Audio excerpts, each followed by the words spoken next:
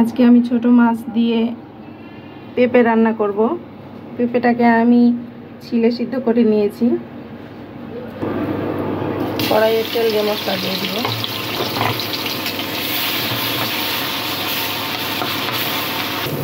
মশলাটা ভালোভাবে কষানো হয়ে গেছে, এবার আমি পেঁপেটা দিয়ে দিচ্ছি। এটা একটু পানি দিয়ে আমি ভালো করে কষিয়ে নেব। ভালোভাবে পেঁপেটা আমি কষিয়ে নিয়েছি। এবার অল্প একটু পানি দেবো, যেহেতু পেঁপে সিদ্ধ করা ছিল তাই বেশি পানি দেব না, একটু পানি দেব আর মাছগুলো দিয়ে মাখা মাখা করে নামিয়ে ফেলবো।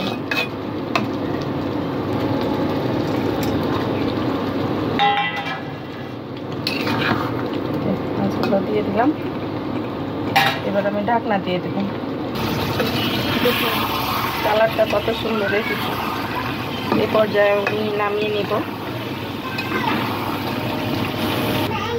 এই যে আমার তরকারিটা আমি নামিয়ে ফেলেছি, তো রান্না করে নিলাম মজাদার পেঁপে দিয়ে ছোট মাছ। তো সকলে ভালো থাকুন, আল্লাহ হাফেজ।